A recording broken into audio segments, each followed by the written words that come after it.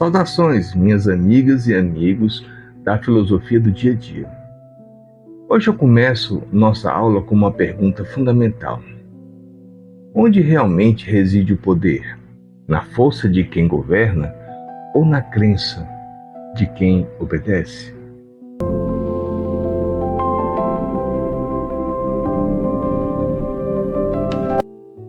Inicialmente, precisamos entender de forma simples o que é o mito da caverna, apresentado por Platão em sua obra A República.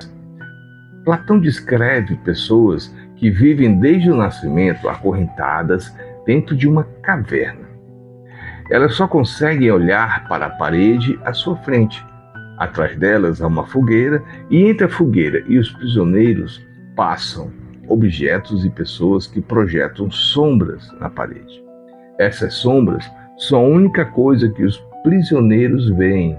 Para eles, aquelas sombras são a realidade. Um dia, um prisioneiro é libertado. Ele sai da caverna, vê o mundo exterior, descobre o sol, as cores, as formas verdadeiras. Percebe então que aquilo que ele achava real eram apenas sombras. Quando volta para contar aos outros, eles não acreditam nele. Preferem continuar presos àquilo que sempre conheceram. Essa é a metáfora de Platão sobre a ignorância e o conhecimento. A caverna representa o mundo das aparências. A saída representa o despertar filosófico. Ontem eu estava assistindo uma série e um personagem pergunta a outra: "Você gosta de charadas?" Vou lhe dar uma. Havia um rei, um padre e um homem rico. Cada um deles procura um cavaleiro livre e a ele oferece dinheiro para que ele mate os outros dois. Quem morre?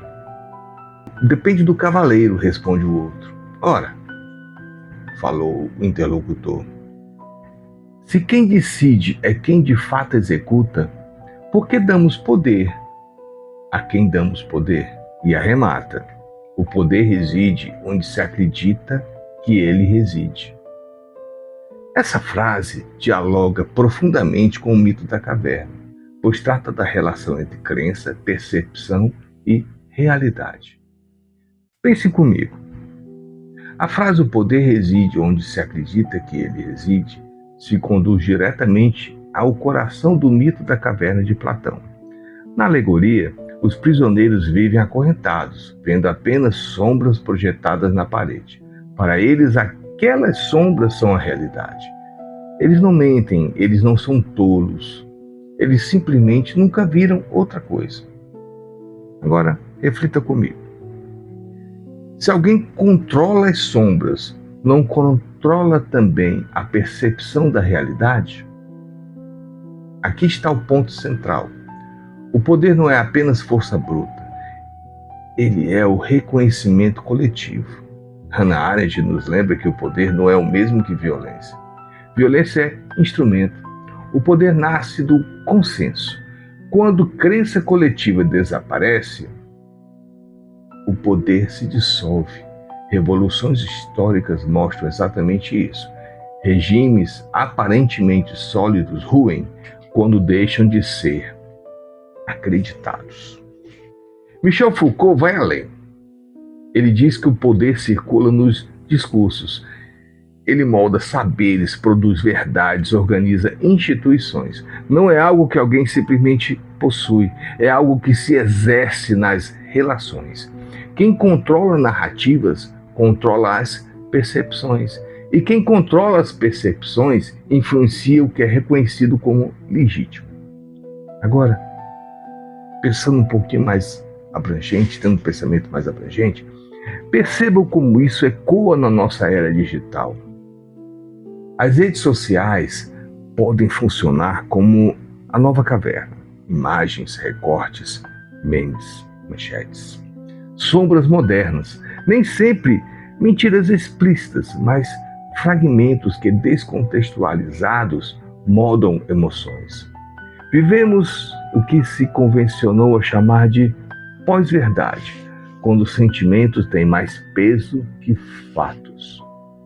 Jürgen Habermas defende que a democracia depende de um espaço político racional, livre de coerções. Mas o que acontece quando esse espaço é inundado por desinformação?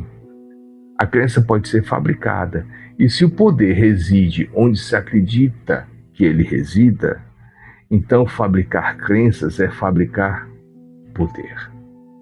Jean Baudrillard falava em simulacros, representações que já não apontam para uma realidade concreta, mas criam a sua própria realidade.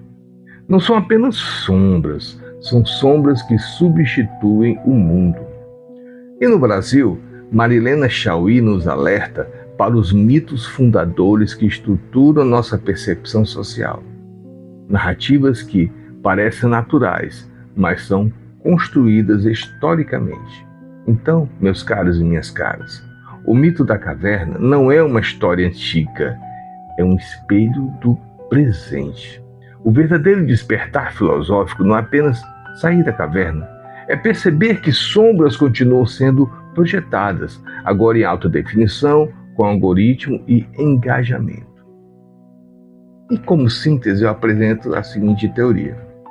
O poder depende do reconhecimento. O reconhecimento depende da crença. E a crença depende de narrativas. E as narrativas podem ser manipuladas. Portanto, o verdadeiro poder talvez não esteja no trono, nem no palácio, nem no cargo, mas na consciência crítica de quem observa.